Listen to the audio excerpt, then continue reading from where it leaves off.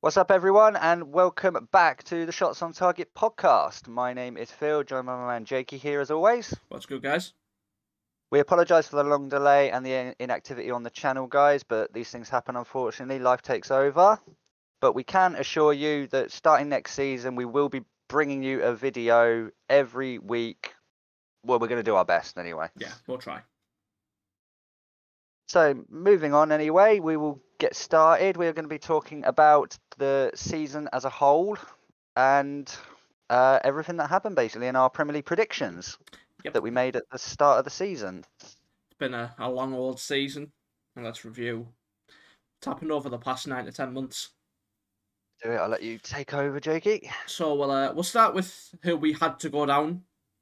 As you can see, I had Leeds, Everton, and Bournemouth, and Phil had Forest, Brentford, and Bournemouth. Bit of a rogue one there, but Good. we shall get into it. As we all know,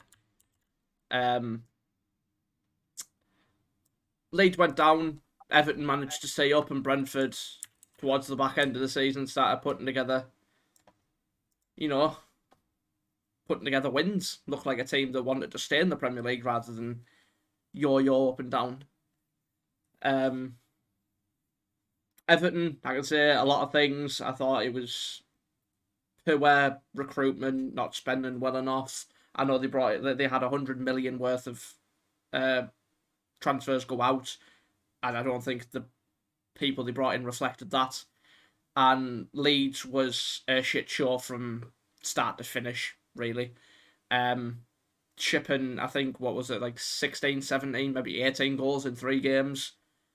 It's just not good enough from a team that want to stay up and, cement themselves as a Premier League team. It's not really been the same since Bielsa left, and I just thought it was very, very poor from Leeds.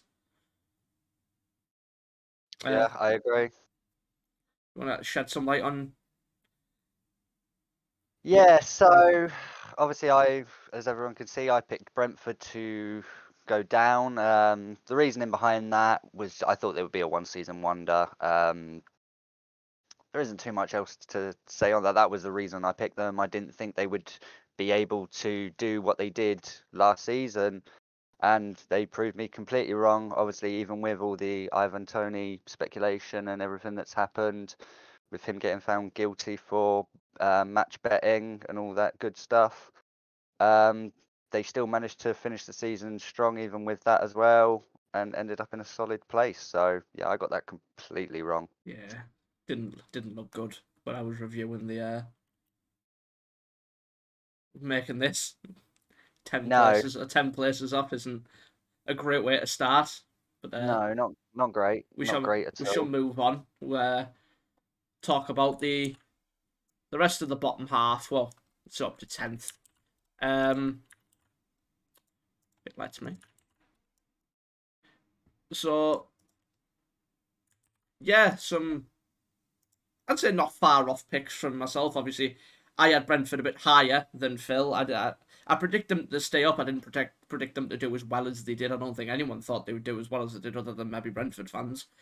Ivan Toney netting 20 this season is phenomenal in that Brentford team, even if he has been found guilty of the betting charges, which is a whole different topic. I think that the length of the ban's ridiculous, but yeah, they had a good season. Thomas Frank's a brilliant manager. That's really all I can say about it. And I do have to apologise to Brighton fans, who I predicted for a mediocre 10th finish. What I will say is these predictions were made before the end of the window, so we did say that these could be subject to change. And yeah, it's been a weird season enough. It's not been an easy one to predict. McAllister, brilliant. Caicedo, brilliant. Mitoma, outstanding. They had a lot of good players coming through this year as well, with the likes of Ewan Ferguson. See so. Yeah, and Ciso as well. He looks like a phenomenal talent at only 19 years old. Yeah, I do have to give a big shout out though to Lewis Dunk. That guy has been absolutely unbelievable this season, considering he's a defender that for years has just been told to just sit back, defend, and just be a block. Yeah. And this year to being told right now you've got to use your feet and you've got to do it well against some of the best players in the world. absolutely top talent. Lewis Dunk, proven a lot of people wrong. A big shout out as well to De Zerbi. You know, Oh God, yeah. when Paintworth came in, they thought, well, what's he really done? Where's he been? There was a lot of question marks whether he could fill the void that Potter was leaving going to Chelsea, and in my opinion, he's done more than that. Oh, 100%. Yeah, brilliant season for Brighton, getting sixth, getting Europe for the first time in their very long history. So, you know, hats off to them. Absolutely. Any others you want to talk about? Maybe, you know, the Everton you predicted to finish 13th?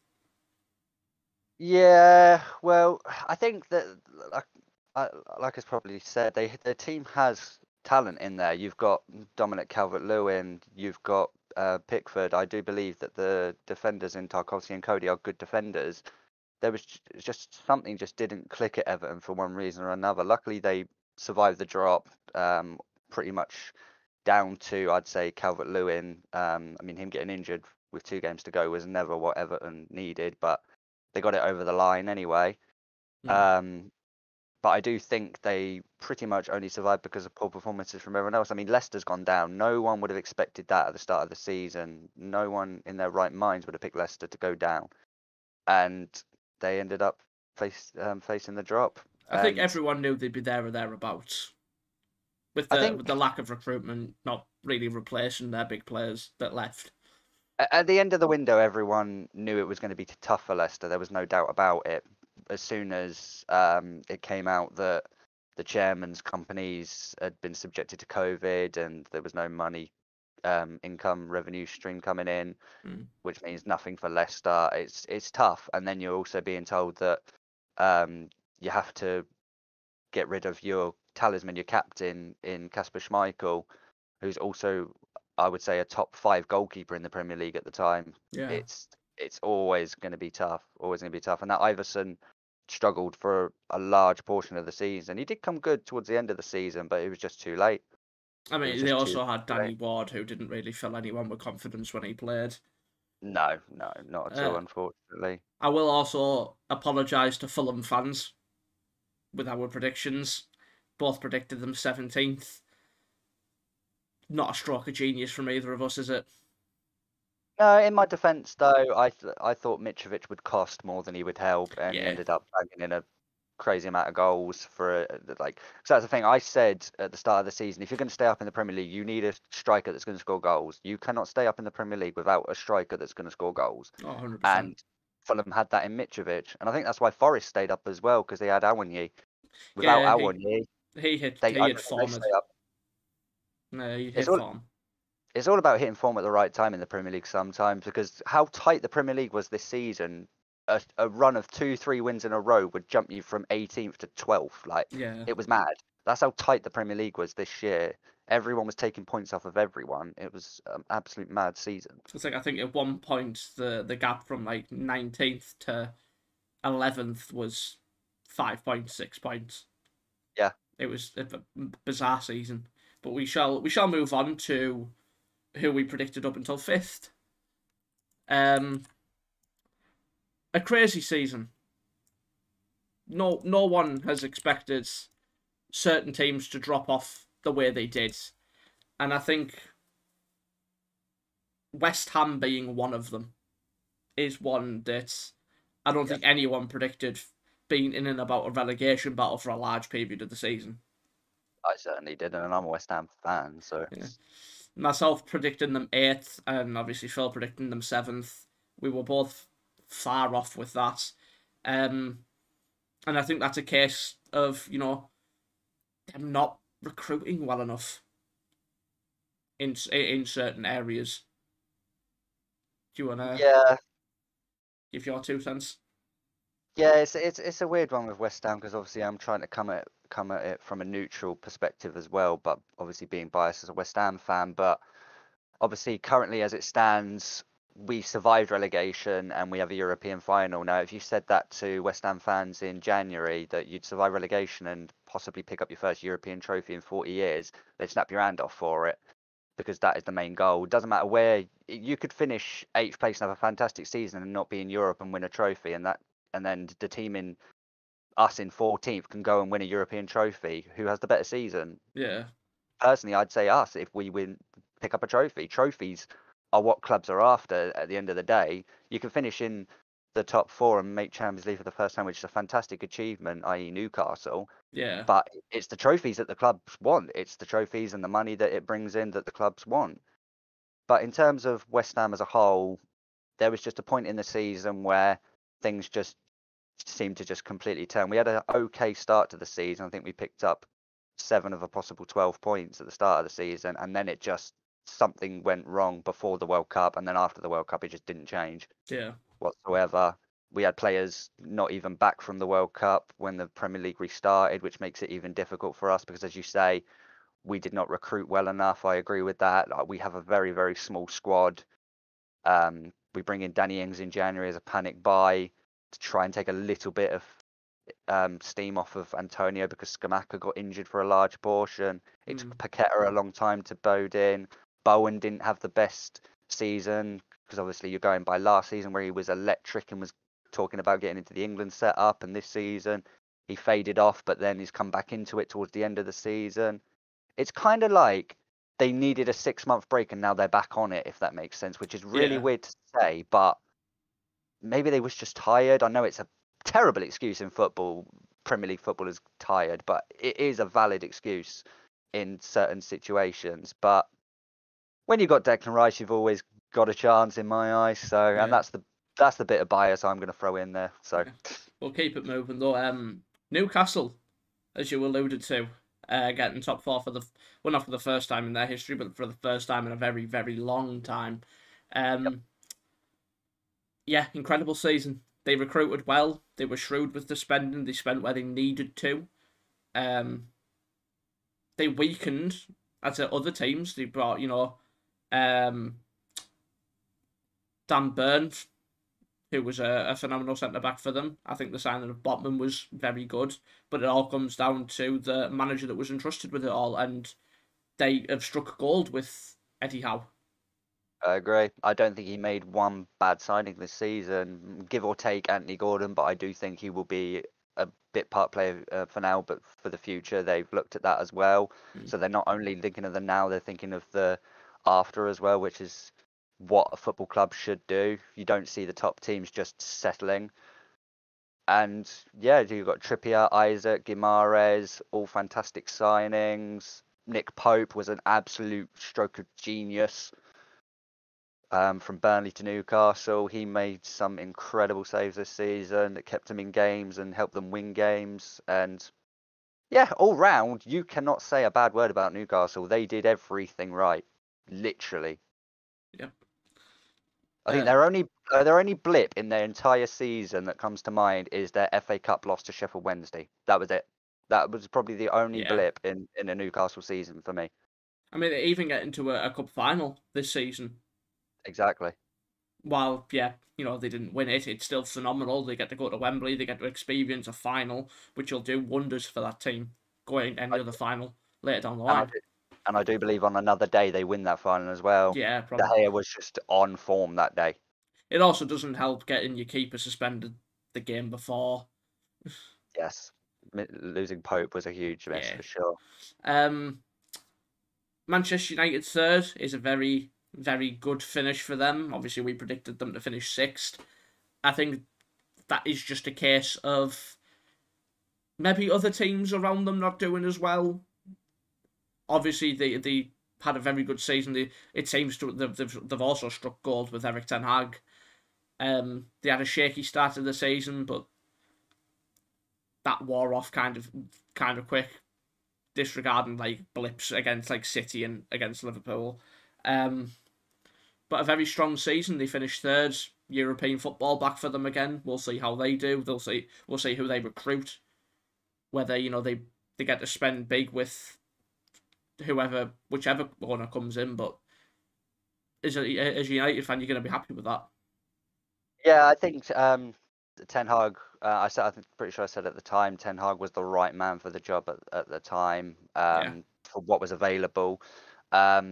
I think he not only steadied the ship, but he's also put his own stamp on Manchester United. I mean, they were, when he came in, they was a club that looked like they had no identity, didn't know how to play. Everyone thought he was just going to come in and just recruit a bunch of Dutch players and turn it into Ajax United, and it just wasn't the case. He took what he had and he put his stamp on that. I mean, don't get me wrong, I believe there are still about 4 or 5 key signings away from being a title challenging team. Yeah. But in terms of what he had, he did make the most of it. I mean, you've got players like Bruno Fernandes that one game can be good, and then when it's not going his way, he throws his toys out of the pram.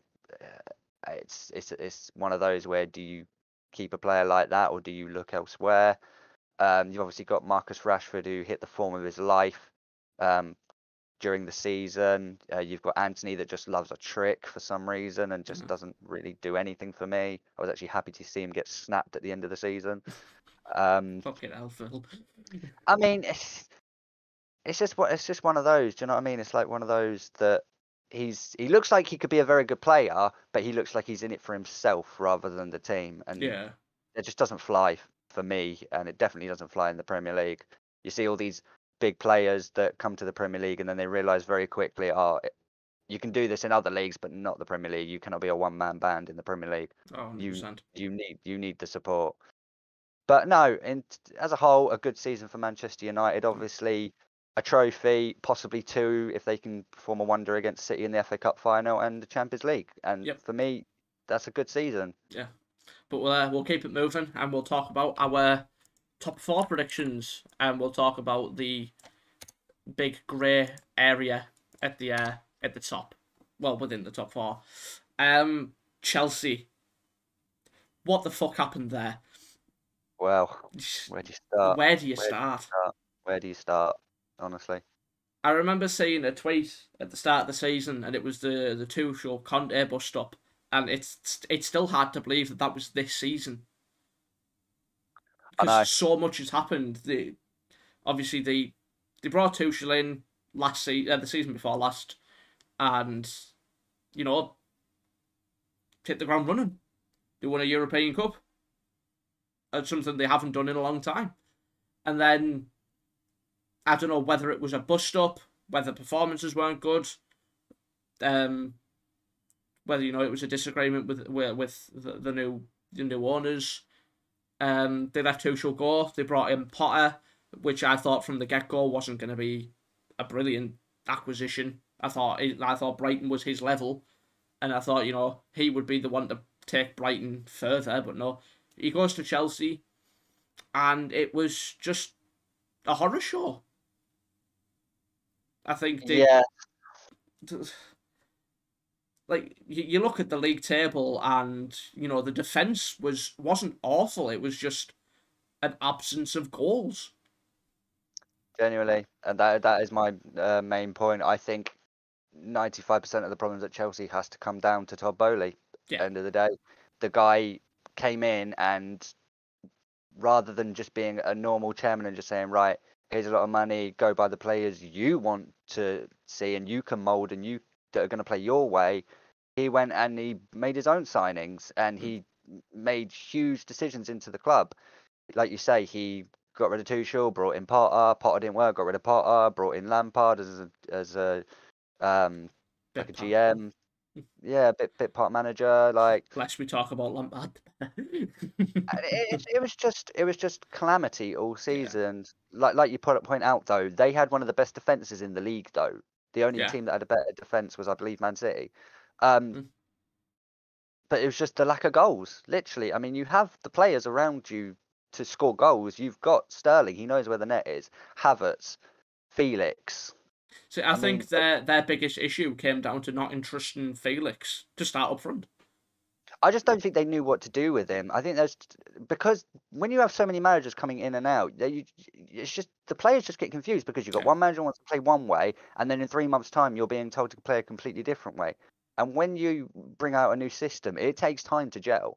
Yeah, it takes a lot of time to gel, and a lot of it just seemed like it was just testing at Chelsea this season, testing the waters, seeing what they could do and what they can get away with. They just didn't look like they had any idea how they wanted to play.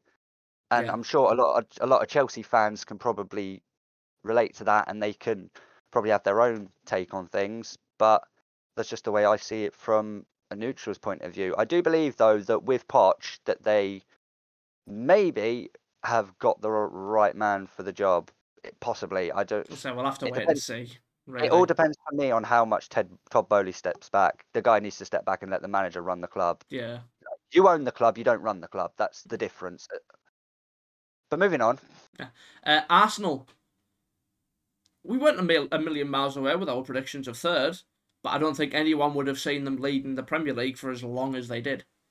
Absolutely incredible season. I don't care what anyone says. I know it's disheartening from an Arsenal fan's point of view that they were that close. And yeah, they bottled a couple of results against us, being 2-0 up, against you guys being 2-0 up at Anfield. And obviously Southampton was a huge one as well. But at the end of the day, you pushed City to their limits, and not many teams do that. The last team that did that was Liverpool, and that was people saw that as unbelievable. I mean, what Mikel Arteta is doing at Arsenal is fantastic, because not only is he built a team that has confidence, he's building a young team with confidence. Like, you look at their average starting 11, I think it was the age of like 25, which is crazy. It's the youngest starting 11 in the league. Yeah. So everything looks good for the future for an Arsenal point of view. And to be honest, I see them challenging again next year. I really do. Whether or not they can keep it up, who knows? Sometimes you have to lose in order to learn how to win. So you just never know. A couple of signings here or there for Arsenal, and they could be right up City's arse by the end of this time next year. I guess my point of view is just that's how good City are. I mean, the Arsenal led the league for 93% of it. They led for a long, long time, and they still ended up like 7-ish points behind them. Literally. And that is what City does to you, unfortunately. Yeah. Even when you look like you're clear, you can never take your eye off the ball when City's just behind you, because they will just keep going and going and going. I mean, being a Liverpool, I know myself that the years we've lost by a point, like last year we lost by a point. The year before we won it, we were leading for so long. No one expected City to win 14 games on the bounce, and then they went and did it. It's just they're an absolute super team. They are. As much as it pains me to say it. We'll get onto the super team though. Yeah. But yeah, Arsenal, incredible season. Done to Arsenal. Yeah, incredible well season. Done to Arsenal. And I do think, like I said, that this isn't the end for Arsenal. I think Arsenal fans can be very, very excited for the future. Being back in the Champions League again finally as well. They'll be an established Champions League team now. I can't see them dropping out. I know for a fact, having so many Arsenal friends, Champions League nights back at the Emirates is something they are very much going to look forward to for sure. Oh, 100%. But we'll move on to our second place predictions, both picking Liverpool. Yep. Where do I start? Off you go. So, it was... Yes, we were poor this season, I will say that. There were a lot of games where Klopp showed his stubbornness, still relying on the same old guard, with Milner still playing as much as he did, Henderson still playing as much as he did. Players that we had signed not gelling quick enough. Obviously, Núñez took a while to get firing. His 3-game ban didn't really help either. While it has, he has started to find form. We got found out, and we didn't stop ourselves getting found out. We stuck to the same system and wondered why it didn't work. I think, our midfield, people say, you'll miss Sadio Mane, and well, yes, there's an aspect to that. I don't think we missed him as much as we missed having a very good midfield. Relying on Elliott to play right centre mid, when clearly he's not a right centre. I love Harvey Elliott, but he's not a midfielder. I agree. Henderson, lazy. Just the one thing that I've always praised Henderson for started just becoming a weakness to him. He just barked at players when he wasn't doing the bare minimum. His passing was awful. It was sideways or backwards. Our defence looked lacklustre. Trent looked exposed. Van Dijk and whoever partnered him throughout the season was just poor. Konate was probably our best defender for a large part of it. And then, we were lingering around mid-table, and then we changed up the system, and it seemed to work, and we managed to scrape back to 5th. I think after the start of the season we had, I'm pleased with the 5th place finish because it could have been a lot worse. I think Trent moving into that new role is really just. That was the moment for me Yeah. when Klopp finally changed it and let Trent roam and trusted the centre backs to cover for him and let Trent do what Trent does best. That was the moment for me that Liverpool started firing again. Yeah, 100%. I mean, seven assists and 1 goal in 10 games from Trent in that role. It makes you sit back and think, why the fuck were we not doing this before? I still firmly believe, from a neutral point of view, that if you signed a right back that would just defend, like for example Wan-Bissaka, one of the best right backs that just defends, can't do much going forward, but he can fucking defend, and then just let Trent play in that midfield. Although, yeah, he might not win many aerial battles and that, and get stuck in as much as you need a centre mid to do. When it comes to the creative side of things, there aren't many better. Nah, not at all. He sees passes that only, in my opinion, De Bruyne sees. He's incredible, Generally. and I agree. his passing range is ridiculous. I I think it was just a case of we were stubborn for far too long, and then it got to the point where we write the season off, we'll change our tactics, and that's when it started to work. And then you sat there thinking, well, if we had done this before, we wouldn't have had to settle for 5th. You may have the blueprint for next season now. Yeah, so. Especially with what it's looking like. We're bringing in Cornet, Thuram, McAllister, and then another centre back. I think we push on, we challenge again. I don't think this is the end of us as the under Klopp's reign of challenging for titles and wanting to win trophies. No. This was just a little blip for Liverpool. I do believe though that if you do get McAllister over the line, which it looks 95% done, that will be your biggest signing for me, because not only is he a creative midfielder, he's also box to box as well. He puts in the yards. You saw that for Argentina and you saw it for Brighton. Yeah, he's going to be an incredible signing if we can get him over the line, which it looks like it's basically done. I agree. But have you got anything to say, or shall we move on to that super team? Let's move on to the super team and round it off, shall we? The only one that me and Phil predicted correctly. Even who everyone else probably predicted correctly as well. Who everyone probably predicted correctly as well. City, what a team. Honestly, I can't say much more than just what a team, what a manager, and what a fucking robot they've got up front. Yeah, I'm honestly out of words. I was out of words at the start of the season for Erling Haaland, and obviously he broke the record. He didn't break the record. He fucking obliterated the record. Obliterated the record. Okay, yeah, he obliterated the record. He won the bloody Golden Boot by 9 goals, I think it was, or maybe 8, because I think Kane got 2 on the final day. So he won the Golden Boot by like 8 goals. 6. No, because he was 10 clear by the final day. He finished on 36, didn't he? 38, wasn't it? No, I thought it was 36. Either way, phenomenal. Annihilated it. I mean, it's just, yeah, I'm just out of words for City, honestly. I cannot speak any highly of Pep Guardiola. I don't think there has been a consistently incredible manager since Sir Alex Ferguson. Yeah. There was a few years ago, we were having the debate, Klopp, Guardiola, who's the best one? I think it's unanimous now. 1,000,000% has to be unanimous that Pep Guardiola is the best manager in the world currently. And if he can win the Champions League with City, I think it's unanimous. Oh, he cements his legacy if he wins the Champions League finally. He cements that bloody legacy because he's won everything with City. He's done it. He did it last season without a striker. Then he goes and buys a striker that ultimately is one of the best strikers the Premier League's seen in years. And see, it's kind of weird though as well, because City obviously won it last year without a striker, and then this year they bought a striker that is literally just a fox in the box. He's not like your regular striker that people love. He's not like your Mbappe that's going to take on a player and bend it in the top corner. He's literally just a goal poacher. He will be in that 6-yard box, making life hell for defenders and just scoring goals. Yeah. And sometimes when you're a team like City, that's all you need. He doesn't have to be creative. Why would you? You've got Kevin De Bruyne, Bernardo Silva, Foden, Mahrez. Jack Grealish has been an absolute revelation. He has been incredible this season, yeah. Everyone was saying when he first signed, he's gone for the money, £100 million, he's gone for the money. Pep Guardiola's just bought him just to add another player just because he can. Yeah. But I take you back to Raheem Sterling when he first signed for City. he was a huge player at Liverpool, and then they signed for City, and everyone hated him, and he took ages to get to terms with how Guardiola wanted to play. Then as soon as he did, my goodness, just look at the record Sterling had for City, and I firmly believe Jack Grealish will be the same. And that is why, for me, Pep Guardiola is the best manager in the world, because he not only can buy superstars, he can turn players into superstars. Yeah.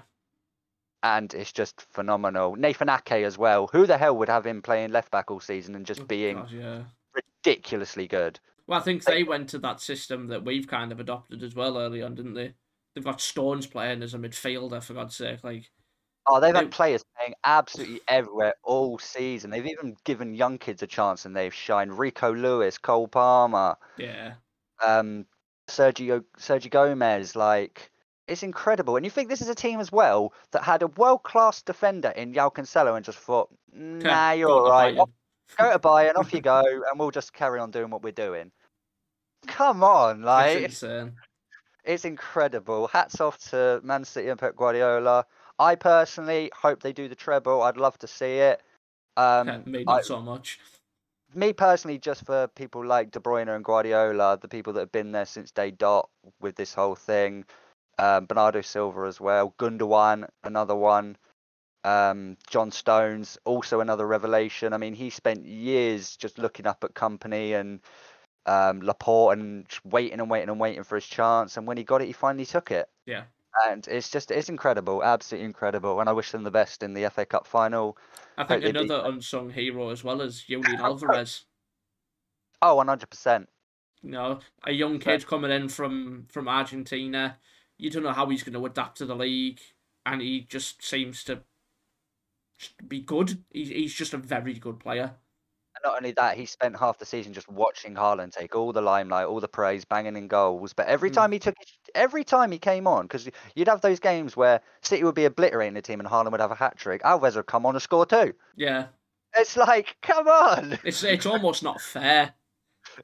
Sometimes it just generally. You've got Haaland, and if you keep Haaland quiet, Alvarez just comes on, and then you're like, oh well, back to square one. Now we're losing. It literally got to the point in the season where City have scored, and it's that man again, and it's that man again, and it's that man again. It's just unbelievable. And like I said, good luck to them in both the finals. I personally hope they do the treble. And it was just amazing. Like we spoke about earlier, they was at 1.9 points behind Arsenal, and any other team would have had a mountain to climb. But everyone's still, like me personally, I work in a bookies, and even 9 points cleared, they were still, bookies had them as the favourites. Yeah. It's just no other team gets that. No other team gets that at all. It's incredible. But no, hats off to City for sure. Hats off to City, and that's the end of another incredible season in the Premier League. It is absolute worldie. With all of our predictions added up, do you want to do the honours? Do you remember what they were? No, you do it, son. So I scored a total of 68 points, which is 68 positions off, which doesn't look great. And Phil scored a whopping 82 positions incorrect. Highest wins, right? If that's the way you want to go. Oh yeah, I'm taking it. Screw it. But we will be back next season. As Phil said at the start, we will try to be more consistent with the uploads. We'll most likely be doing a transfer window deadline special like we did in, at the start of the season. Yep, and we're going to be a lot better at this, we promise. Yes.